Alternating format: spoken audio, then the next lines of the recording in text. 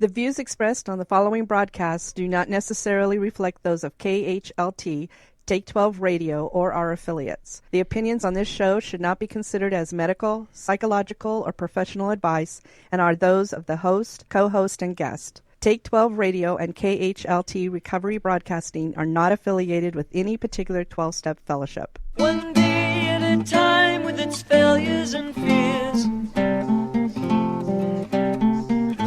with portion of pain and burden of care, we must meet.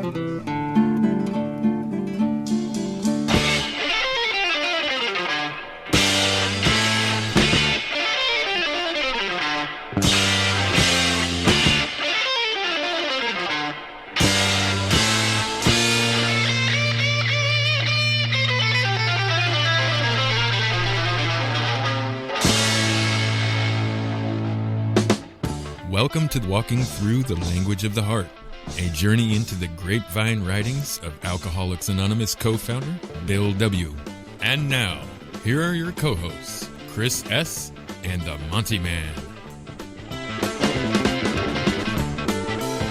Well, greetings one and all. Greetings, family. Welcome to another episode of Walking Through the Language of the Heart with Chris S. and myself. For those of you who have never joined us before, what we're doing with this workshop is going chapter by chapter through this wonderful book called The Language of the Heart, which features the grapevine writings of AA co-founder Bill W., his writings from 1944 to 1970. And this week's show is really very special because we have a couple of guests on joining Chris. Both are from Westminster, Colorado, Judy L. and Lou G. Welcome aboard, both of you. Thank you so much. Thanks. Pleasure to be here. And we're so glad that you have joined us. Chris, how the heck has your week been? My week's had some good things and some bad things. I'll talk about that as we move into the show, Monty.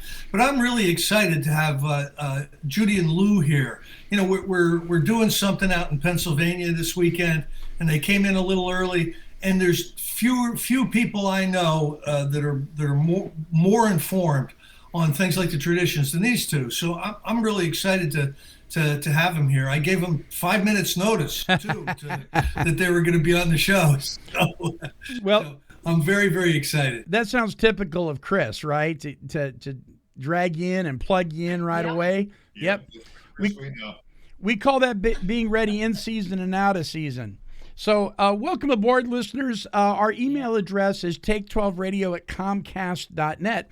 And by the way, just so you know, for those of you who love holiday and Christmas music, Take 12 Recovery Radio has partnered with Hope 107.9 FM here in the Pacific Northwest. And if you go to our website at take12radio.com and click on the microphone that's wearing the little Santa hat, you can listen to Christmas music 24 hours a day, 7 days a week through the holidays. So there's that there. Well, let's get started on this broadcast and this workshop. We're going to start off talking about Tradition 3 with Chris S., Judy, and Lou. Chris, you want to launch forth? Sure, absolutely. So the format I think would work best is we'll each do a paragraph and however we're guided to comment or share on it, we'll do so. But this particular tradition, this comes from February 1948. So it certainly predates the 12 steps and 12 traditions. So I'm going to start off with the first paragraph of Tradition 3. The third tradition is a sweeping statement indeed. It takes in a lot of territory. Some people might think it too idealistic to be practical. It tells every alcoholic in the world that he may become and remain a member of Alcoholics Anonymous so long as he says so. In short, Alcoholics Anonymous has no membership rule. I think the doors of Alcoholics Anonymous have to be really wide open because just so many people with crazy belief systems or not understanding what's going on or not having any clue have the ability to come in. It's a welcoming place. And Bill, way back when, made the decision to leave the gates open on this thing, and I think that's very, very cool. Indeed. Okay, this is Judy here. Second paragraph says, why is this so? Our answer is simple and practical.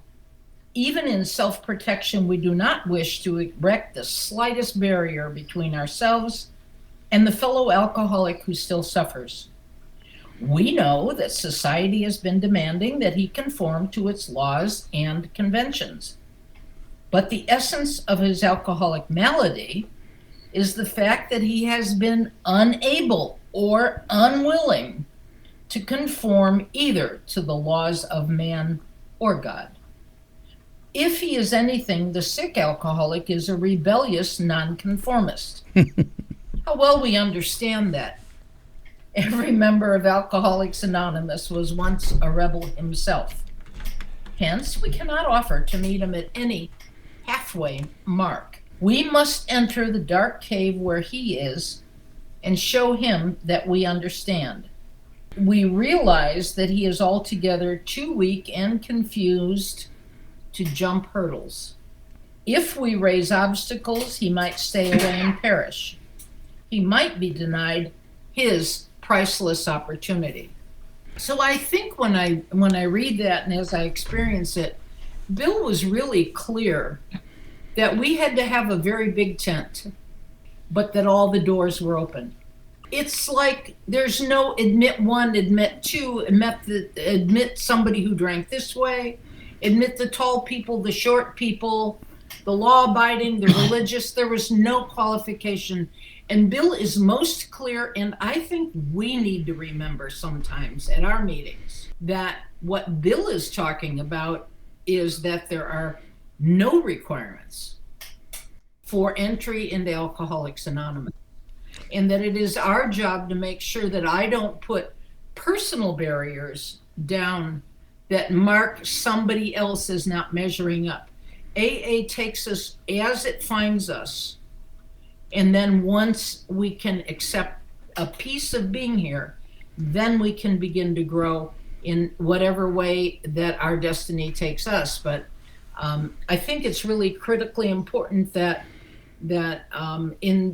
it has happened that members sometimes have a preferred route, that they would like everybody to look just like themselves, right? I mean, it's kind of human nature.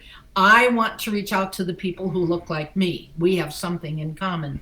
But in fact, Bill is saying exactly the opposite, that my job is to reach out to the person regardless. And then let's see if they want to be with us. See if they'll come into the tent with us. And we can walk with them side by side. Not that we make them conform to anything in order to be able to come in. And I think that's critically important for us to remember, as much as for anybody who isn't here yet. It's really important for us to remember that and not put any artificial barriers down that would leave anybody hesitant, thinking that they might not meet the qualifications. You know, Judy, this reminds me, there's a biblical reference from the book of James. I taught a class last night at a recovery center that I have a commitment to, and we were talking about this partiality thing and how in the book of James it says we ought not show any partiality. If you see a man wearing fine clothing, you know, and you say, well, you're wearing fine clothing, so you sit here in the front, but you're dirty and you're wearing rags and are torn, and you sit here in the back. That never ought be the case. That we should never show partiality like that. And I'm thinking about like one of the oldest hymns, Christian hymns in the world, "Just As I Am," you know, and it is. We come into this wonderful fellowship just like we are. And you know, that has got to be the way we receive people. But human nature is to make these judgment calls and have these these expectations, we all know about that, of how people should act, dress, talk, whatever, especially now that we're dealing for many, many years with co-occurring mental health issues. We really need to be vigilant on our behaviors, on the way we treat the newcomer. True? Not only is that true, I want to make a plug for saying that we are those people. And the more that I can remember, I am those people. Lou and I have gone into prisons for the last 25 years until COVID. And, the face of God shines out from a guy who's in despair there just as much as it does somebody who's sitting there who's just come off of his job as a lawyer, or someone who's homeless. And I want to suggest that I think that we are missing our understanding when I somehow feel like I am different.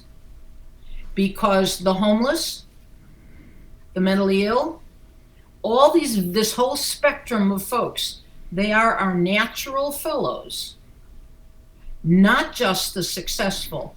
And yet it is human nature to want to make me feel safer and maybe slightly better than by being just a little different. And it's a tendency, I think, that among ourselves, we need to pay close attention to, if you will. Yes, 100% agree. Okay, so I'll start in the third paragraph. So when he asks, this alcoholic standing on the outside of AA, are there any conditions? We joyfully reply, no, not a one. When skeptically he comes back saying, but certainly there must be things that I have to do and believe, we quickly answer, in Alcoholics Anonymous, there are no musts. Cynically, perhaps, he then inquires, what's all this going to cost me? We are able to laugh and say, nothing at all. There are no fees or dues. Thus, in a brief hour, is our friend disarmed of his suspicion and rebellion. His eyes begin to open up to a new world of friendship and understanding. Bankrupt idealist that he has been, his ideal is no longer a dream. After years of lonely search, it now stands revealed. The reality of Alcoholics Anonymous bursts upon him. For Alcoholics Anonymous is saying, we have something priceless to give, if only you will receive. That is all, but to our new friend, it is everything. Without more ado, he becomes one of us. I'd just like to point out that this third paragraph and the two also that were read before it really do have one perspective in which this whole thing was written in. And that is that it tells every alcoholic in the world that he may become and remain a member of Alcoholics Anonymous so long as he says so.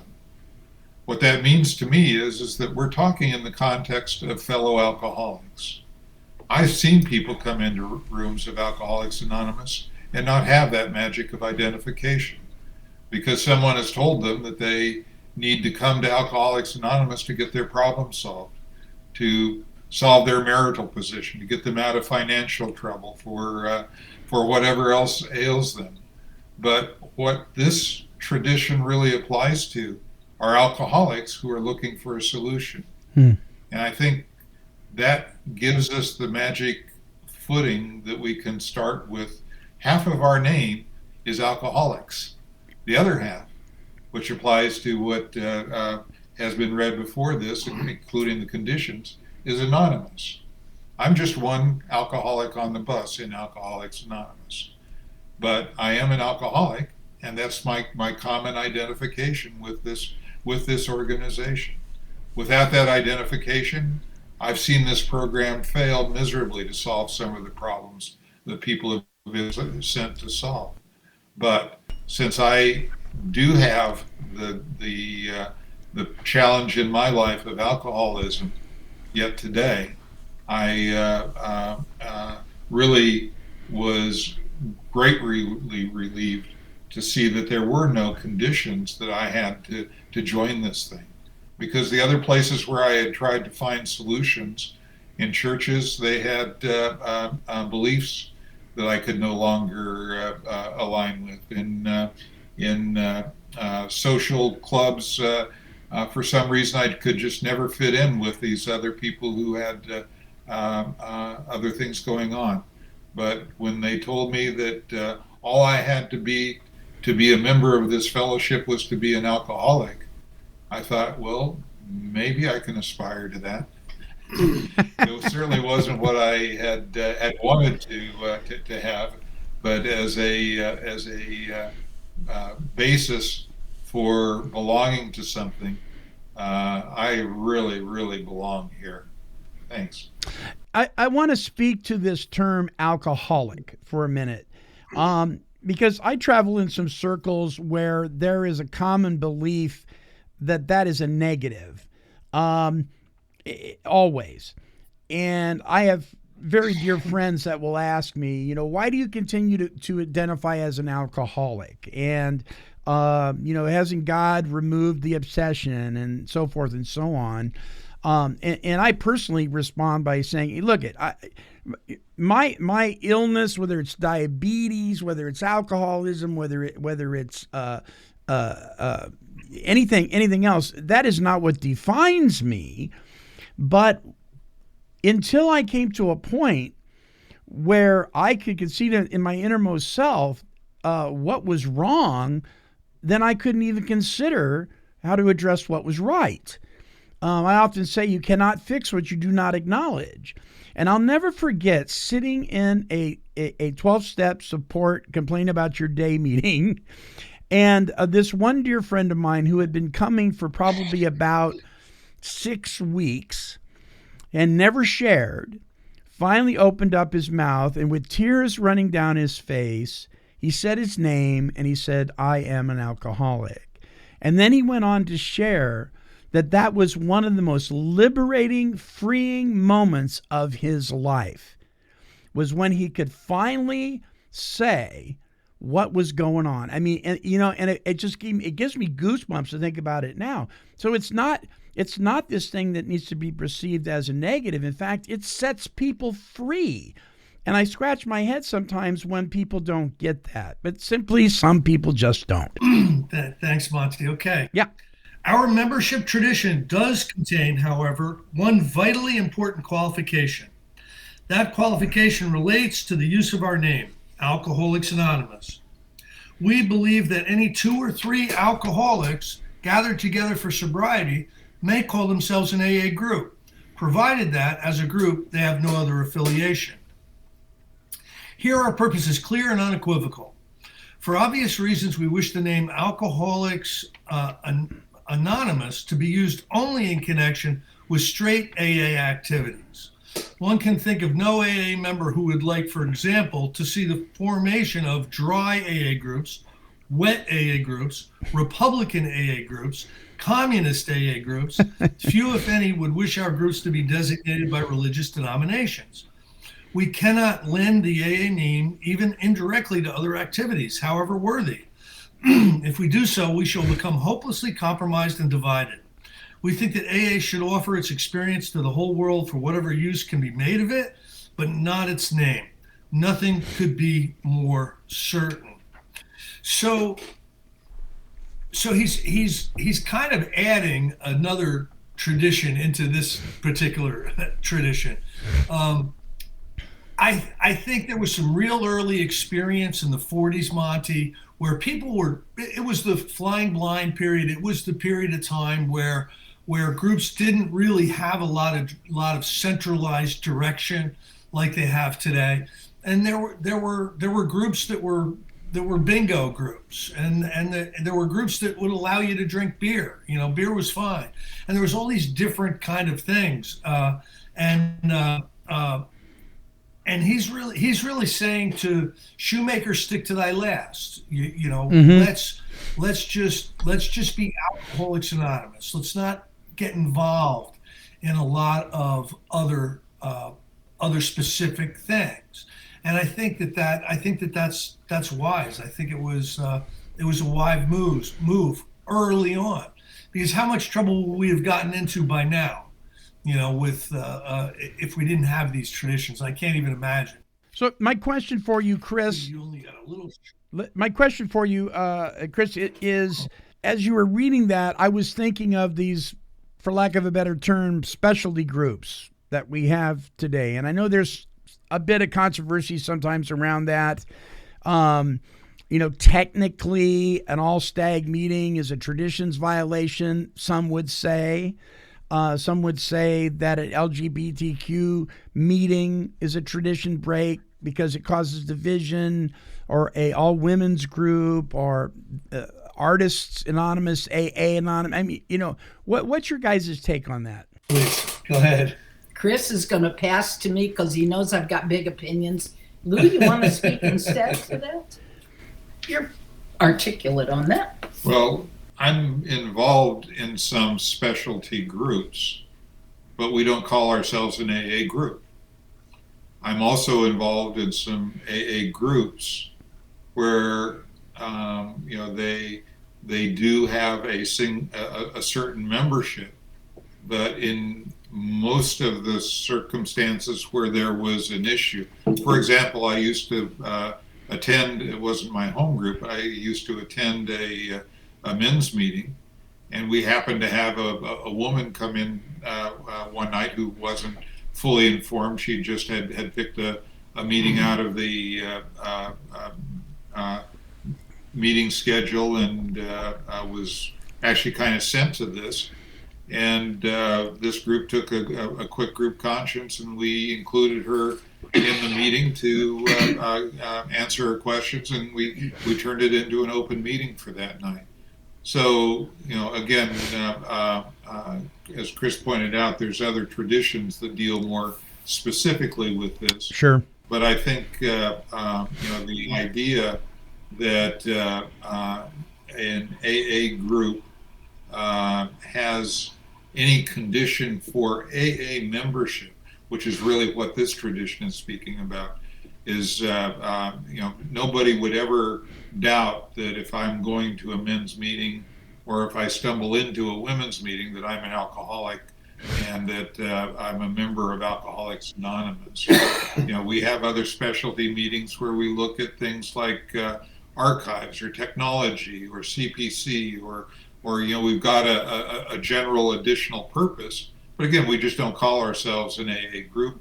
At that point, we are a workshop. We've got some special purpose. We've got a committee job to do. There's lots of things where it's great to have like-minded people apply their shoulder to a problem that may be a unique AA problem, but it doesn't necessarily have to, or it doesn't, according to this tradition, support itself as or represent itself as an AA group. Well said. Thank you. So I'm thinking that we're sitting here on a show discussing recovery and discussing the traditions of Alcoholics Anonymous. You're not here as a representative of Alcoholics Anonymous. You are here as a person discussing recovery, and that's the kind of example that they're talking about, is that I think you can come from any kind of background, and if alcoholism is one of your things, you are welcome here regardless of what else. But that's separate from when we're functioning as Alcoholics Anonymous. A couple of my very favorite conferences that we've gone to for years cannot be labeled as Alcoholics Anonymous, but they are closed to AA members, but they aren't functioning Alcoholics Anonymous events. Yeah. They are functioning as members of Alcoholics Anonymous getting together for the purposes of recovery. And I think it may seem like that's not much different, but I think it's a big difference. Yeah, it's big. The AA dance, the AA barbecue, whatever. In this case, I just want to say that on my last paragraph says, let us of AA therefore resolve that we shall always be inclusive and never exclusive, offering all we have to all, save our title. May all barriers be thus leveled. May our unity thus be preserved, and may God grant us a long life and a useful one. We don't own anything in AA but our own good name, so we better darn want to protect that. Amen. I love it. Because everything else we've given up. Excellent. All Excellent. right, so Lou, start on tradition 4 for us. Thanks, Chris. The Tradition 4 is from the March 1948 essay or article. Starts out, Tradition 4 is a specific application of general principles already outlined in the Traditions 1 and 2. Tradition 1 states that each member of Alcoholics Anonymous is but a small part of a great whole. AA must continue to live, or most of us will surely die. Hence, our common welfare comes first, but individual welfare comes close afterward. Tradition 2 states, for our group purpose there is but one ultimate authority, a loving God as he may express himself in our group conscience. So this tradition, Tradition 4, is really built on the foundation of all of the traditions, which is it's the group first, our unity, my own personal well-being and recovery depends upon the AA group and the AA organization being more important than me. I may be feeling really sorry for myself and want some attention at an AA meeting or an AA group, but if I ever put that above the welfare of the group and decide I'm going to somehow manipulate or sabotage that, I'm not in aligned with any of our principles as is outlined in the rest of this tradition. With these concepts in mind, let us look more closely at Tradition 4. The first sentence guarantees each AA group local autonomy. With respect to its own affairs, the groups may make any decisions, adopt any attitudes that it likes. No overall or intergroup authority should challenge this primary privilege. We feel this ought to be so, even though the group might sometimes act with complete indifference to our tradition. For example, an AA group could, if it wished, hire a paid preacher and support him out of the proceeds of the group nightclub. Though such an absurd procedure would be miles outside our tradition, the group's right to be wrong would be held inviolate.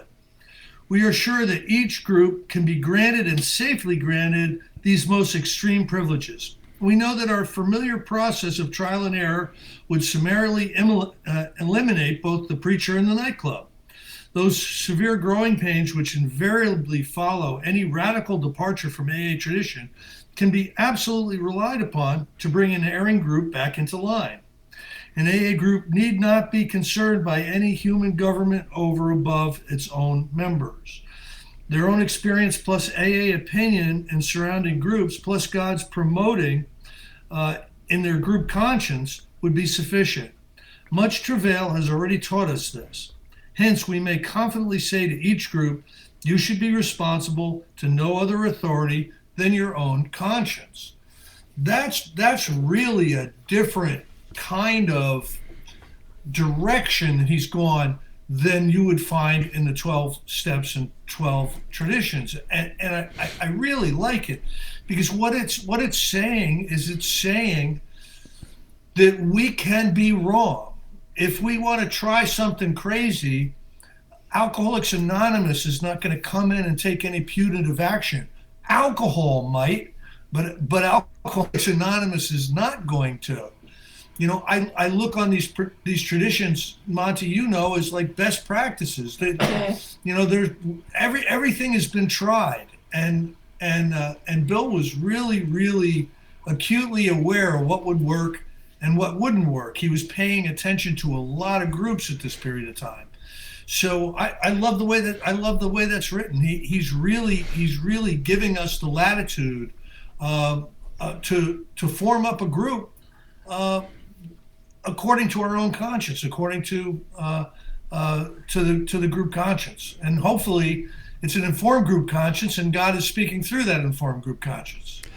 Yeah, so I want to make a statement here. You know the much quoted phrase, We do not regret the past nor wish to shut the door on it.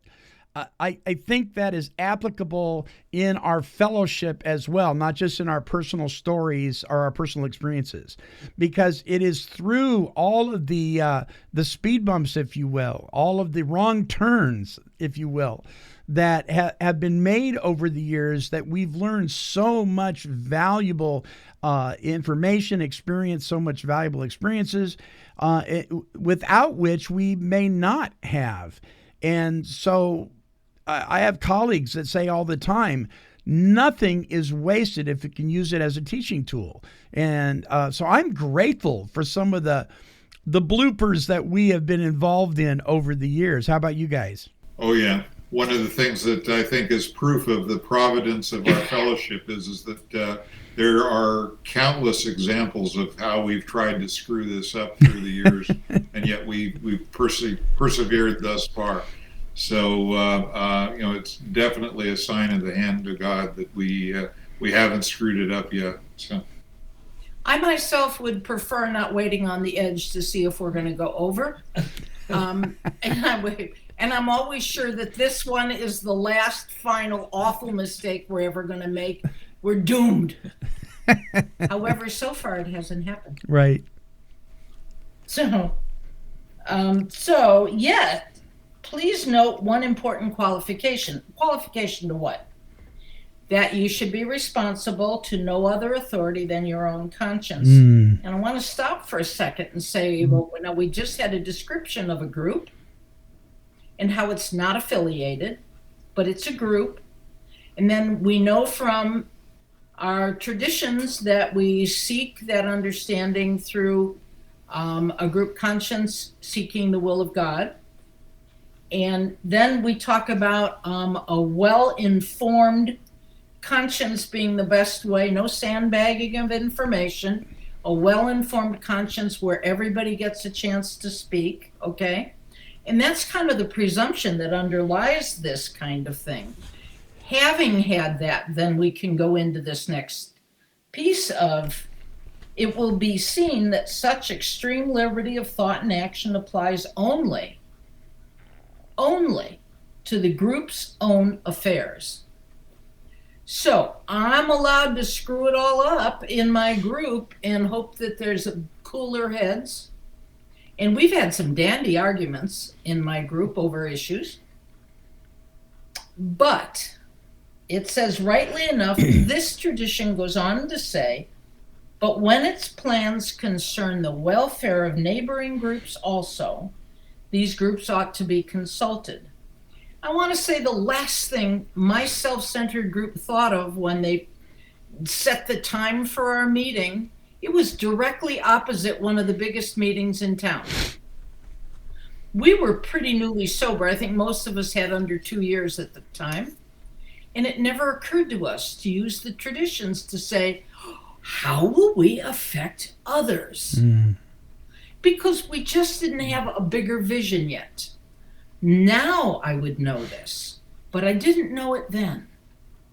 Then we were only concerned with getting done what we wanted to get done, just like any other child of 2.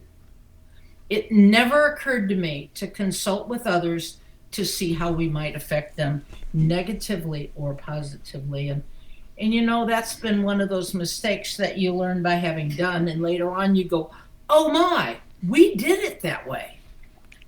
Sorry. So obviously, if any individual, group, or regional committee could take an action that might seriously affect the welfare of Alcoholics Anonymous as a whole. So, small group, AA as a whole. It's quite a bit bigger, but it could be as big as maybe the little town where you live or the intergroup that you function in. How do we affect those around us? Not a bad personal way to look at things, too, by the way. Or seriously disturb surrounding groups. That would not be liberty at all. So let me read that again because I got busy in the middle. Obviously, if any individual, group, or regional committee could take an action that might seriously affect the welfare of Alcoholics Anonymous as a whole, or seriously disturb surrounding groups, that would not be liberty at all. It would be sheer license. It would be anarchy, not democracy. So in our principles that we talk about through the book, we go from selfish and self-centered as the trait of an alcoholic to consideration of others as the trait of recovery. Ooh, I like that. That's so good. Maybe we start out this road as anarchists, and maybe we come to a different place as we apply the principles, the spiritual principles of Alcoholics Anonymous to our lives, and therefore to our groups. Well said. Well said. So, wrapping up this chapter, therefore we AAs have universally adopted the principle of consultation. That means if a single AA group wishes to take any action that might affect surrounding groups, it consults them, or it confers with the intergroup committee for the area if there be one. Likewise, if a group or a regional committee wishes to take action that might affect AA as a whole, it consults the trustees of the Alcoholic Foundation, who are, in effect, our overall General Service Committee. For instance, no group or intergroup could feel free to initiate without consultation any publicity that might affect AA as a whole, nor could it assume to represent the whole of Alcoholics Anonymous by printing and distributing anything purported to be AA standard literature. This same principle would naturally apply to all similar situations. Though there is no formal compulsion to do so, all undertakings of this general character are customarily checked with our AA General Headquarters. This idea is clearly summarized in the last sentence of Tradition 4, which observes, "On such issues, our common welfare is paramount." Again, that harkens back to the first tradition where our common welfare comes first. It comes back, our AA unity is our foundation principle, and our direction is expressed in Tradition 3 through the group conscience. It's reminding us in Tradition 3 that we have this rebellion dogs. I can never, our rebellious nature, that dogs are everything, every action, every step we take, whatever. The principle is that we want to belong to something that we have a common identification with, and that as that kind of identification forms up in Tradition 4, we have the right and the encouragement even to go out and make all the mistakes we want, except where it affects AA as a whole. At that point, we're taken back to the first tradition, and our unity really does come first as being unified in Alcoholics Anonymous. So I'm always reminded in Tradition 3 of a few years ago, Judy took a sentence out of the 12 Steps and 12, our book, 12 Steps and 12 Traditions, where it says rebellion dogs are every steps. And so she bought all of her sponsees little bulldogs on a chain as jewelry to remind them that those are the rebellion dogs that they were against. And yet we became and stand unified in the overall organization and structure of Alcoholics Anonymous. Our goal is not to have a structure. Our goal is to have a popular word today is federation, a distributed organization that's directly accountable to the drunks that they serve in the groups and their meetings throughout their general area, and that they coordinate through this principle of consultation. It's a great expression of principles that I think we could all live with better in a life and in a society, in a culture where we would apply these things not only in our AA organization, but in our our businesses and in our communities wherever we are. So thanks for letting me share. Absolutely. Can one of you, because I'm thinking what some listeners might be thinking, especially people that are new to this stuff. There's two things going on here that are blaring at me, and that is the decisions that we may make that only affect us at group level, but don't affect AA as a whole. Can any of you give me an example of one of each of those, something that may have affected AA as a whole, and one that really doesn't affect AA as a whole, but is something that can be done at perhaps group level or even district level? That's way easy. If AA decides to put out a new book, that affects AA as a whole. The wording of that, the formatting of that, the distribution of that, the pricing of that, the intention of that, everything about that affects AA as a whole, because that is our voice in the general public to the general public. My group has a small voice in that, but it's one voice among thousands.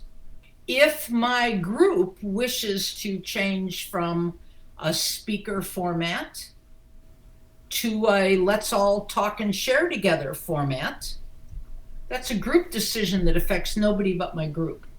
If my group wishes to move, let's just take moving. If my group wishes to move, it needs to notify the people who might want to know. It needs to make sure that the word is out in places where someone can find us. We need to consider the rent, how our treasury is, because we're an all-volunteer contribution organization.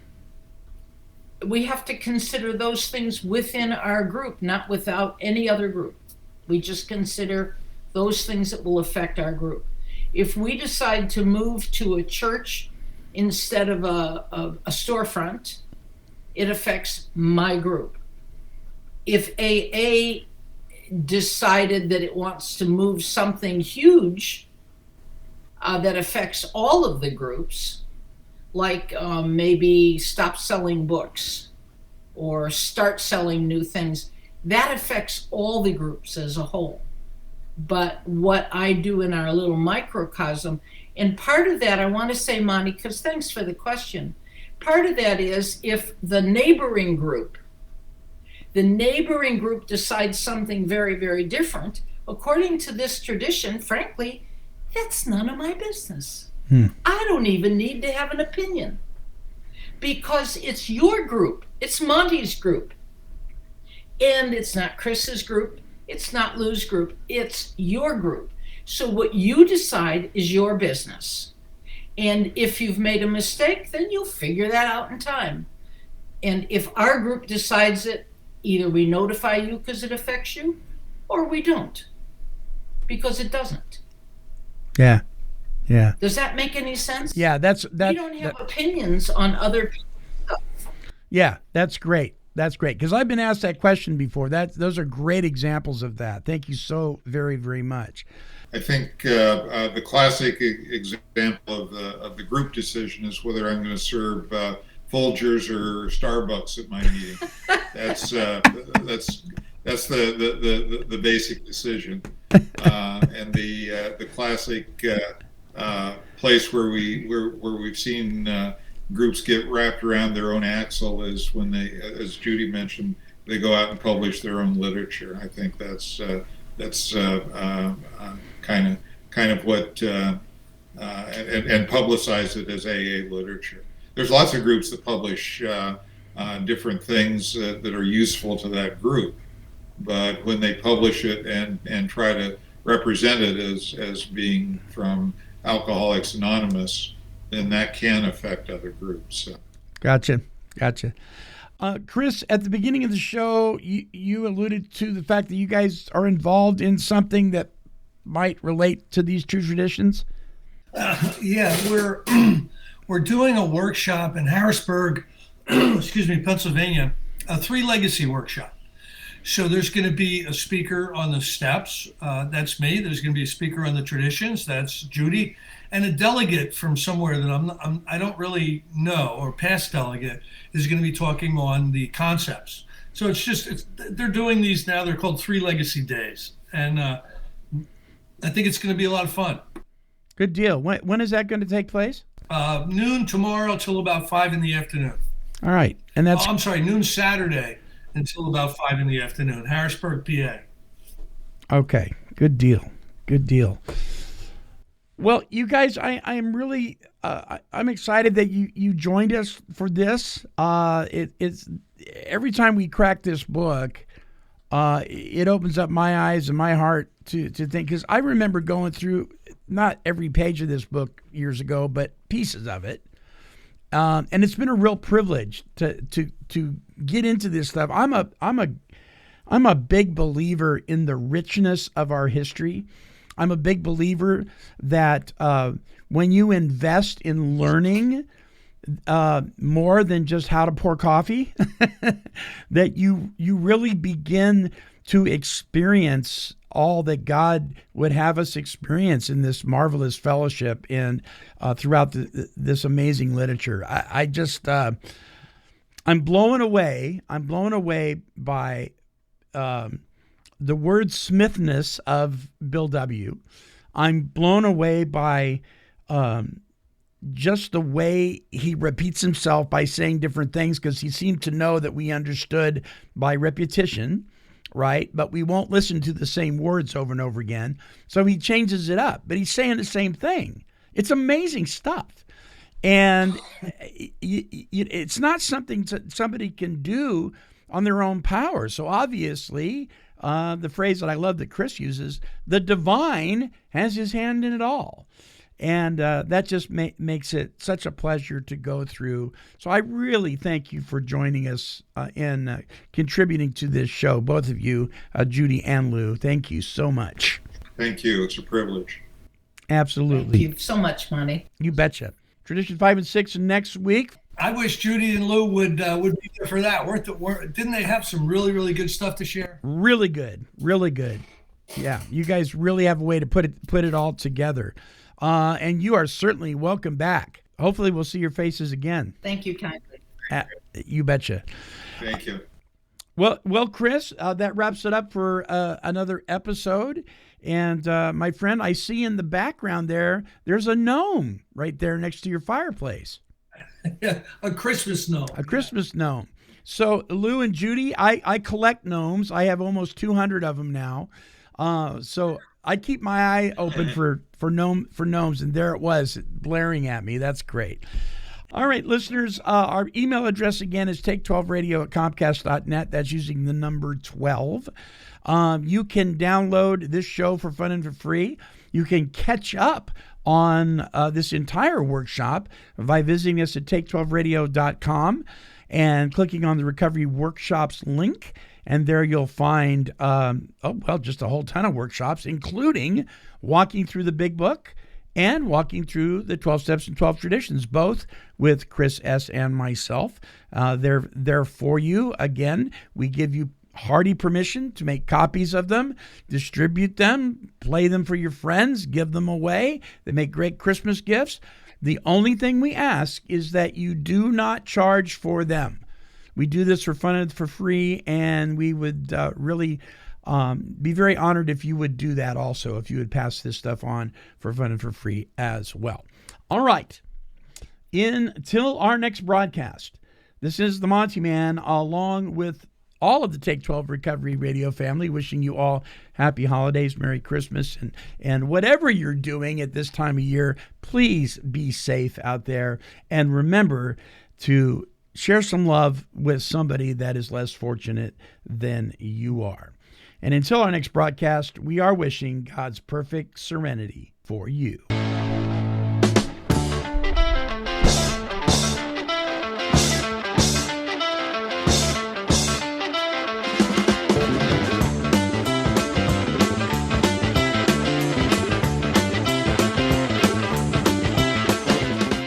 For more recovery workshops with Chris S. and the Monty'man, visit our website at take12radio.com and click on the Recovery Workshops banner.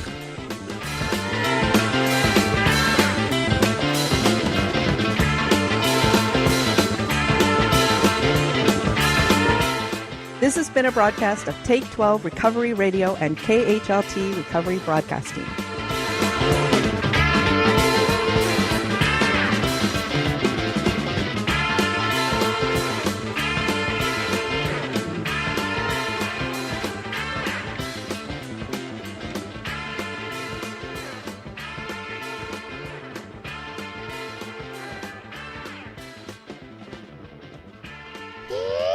Kitty, kitty, kitty, kitty.